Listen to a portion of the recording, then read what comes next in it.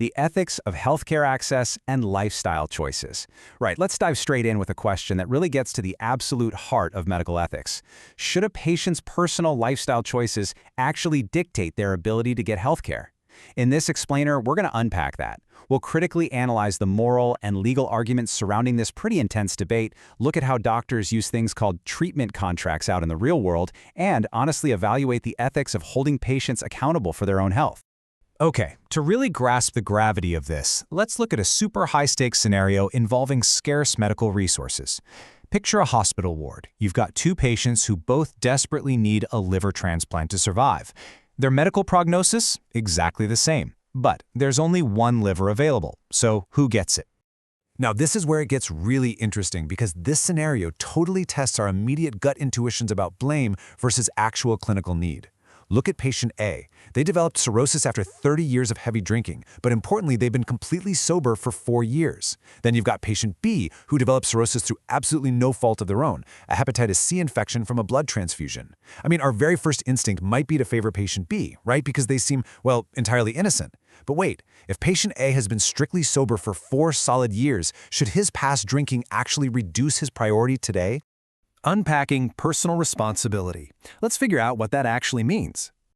To solve this transplant dilemma objectively, instead of just going with our gut feelings, we first need to define what we actually mean when we say someone is responsible for their health, because responsibility isn't just one simple idea, it's got layers. We'll start with causal responsibility. This is literally just looking at the biological link between a behavior and an illness. For example, did long-term smoking causally contribute to a patient's lung disease? It's just a purely factual question about the mechanics of the disease, completely stripping away any moral judgment. And this perfectly illustrates the leap from simple cause to actual blame, which brings us to moral responsibility. This one asks something much more demanding. Did the person have enough knowledge of the risks and enough genuine control over their actions to be morally blamed? Someone might be causally responsible for their illness, for sure, but if they lack control, say because of a severe overpowering addiction, they might not actually be morally blameworthy. Then, we've got role responsibility. This relates to the duties that just naturally come with being a patient. The NHS Constitution, for instance, lays out that patients have responsibilities to, attend their appointments, give accurate medical histories, and treat healthcare staff with respect.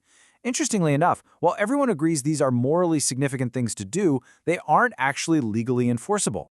Finally, we hit liability responsibility, and this one asks the absolute hardest question of all. Should a person bear a real-world cost, a penalty, or maybe a reduced entitlement to healthcare resources purely because of what they did? Because, think about it, just because you are morally responsible doesn't automatically mean you should legally be denied a hospital bed. The arguments for and against lifestyle limits.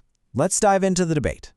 So, the crucial question here is figuring out if we can ethically justify tying healthcare access to those personal lifestyle choices. Now, the strongest argument for doing this is usually fairness, the idea of why should healthy people pay for those taking avoidable risks. But let's look at a knee surgery case to see how that fairness argument gets incredibly complicated by unequal starting points. Imagine a local policy stating patients must drop below a certain body mass index before they can even get a knee replacement. On one side, we have patient E. They're financially secure, they work flexible hours, live in a safe area, and can easily afford private physio and healthy food. On the flip side, patient F lives in a highly deprived area, works unpredictable, exhausting shifts, battles depression, and relies on cheap, calorie-dense food just to get by. If we just tell both patients, hey, lose weight before surgery, we're technically treating them the same. But is that actually fair? We really can't judge personal responsibility without acknowledging how the social determinants of health, things like poverty, work conditions, and mental health, drastically limit a patient's actual realistic choices. Fairness can't just be about rewarding the healthy. It absolutely has to account for these vastly unequal starting lines.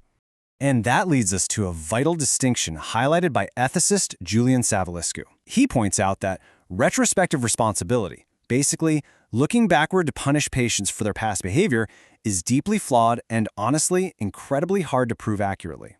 Instead, he argues for what he calls prospective responsibility. This is all about looking forward, asking patients to take future steps to make their upcoming treatment safer and more effective. And ethically speaking, that is a much more defensible approach.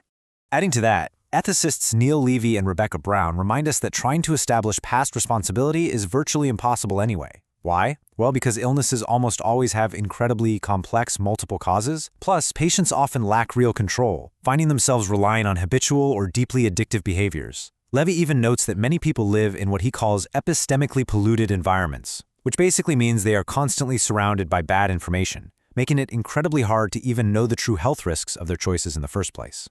And, there's an even darker side to this whole blame game. As scholar Phoebe Friesen warns us, debates about personal responsibility frequently just end up tracking our own societal biases. We tend to very harshly judge and stigmatize the diet of someone who is overweight, or the daily habits of a smoker. Yet at the exact same time, we celebrate people who take equally massive health risks in socially admired ways, like extreme sports athletes or incredibly overworked professionals. So a lot of the time, it's really just inconsistent moralizing, not objective medicine. Navigating care with treatment contracts. Let's see how this is actually managed. So how do doctors and hospitals actually manage this massive ethical tension in the real world?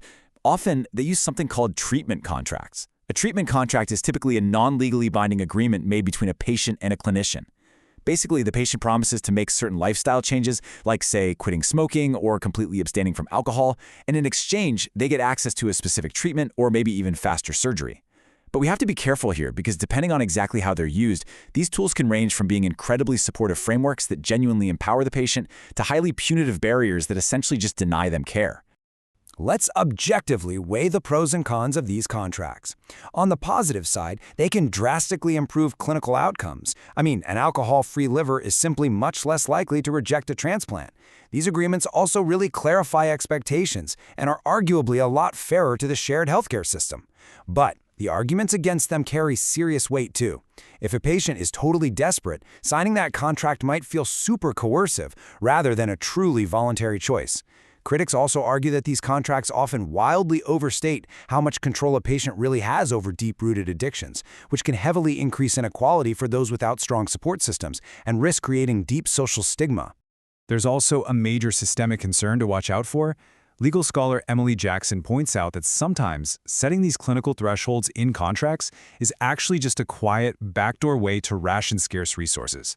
So instead of openly telling the public that the hospital simply doesn't have enough money or surgery slots, they just place the burden right onto the patient by saying, well, you didn't meet the lifestyle threshold.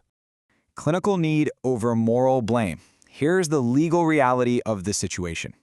Operating under guidelines from groups like the UK's General Medical Council and NICE, the law really doesn't like moral gray areas when human lives are on the line. Legally speaking, a treatment contract or any denial of care is only really safe if it is based purely on clinical effectiveness. The courts are always looking for decisions that are totally rational, consistent, transparent, and strictly free from unlawful discrimination. You literally cannot deny a heavy drinker a liver simply to punish them. You can, however, legally delay the transplant if their ongoing drinking means the new liver will physically fail.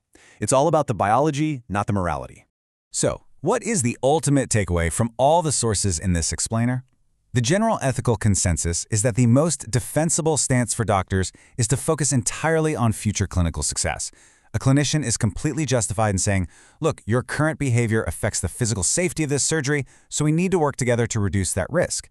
But they cross a very dangerous ethical line the second they say, you caused your illness, so you deserve less care than someone else. Which leaves us with a really profound question to walk away with today. As medical resources inevitably get tighter and treatments get more and more expensive, just how much of our personal lives should doctors be allowed to judge? Where exactly do we draw that line between responsibly providing healthcare and quietly transforming our medical system into a court that essentially polices human behavior? Think about that next time you hear a debate about who truly deserves medical care.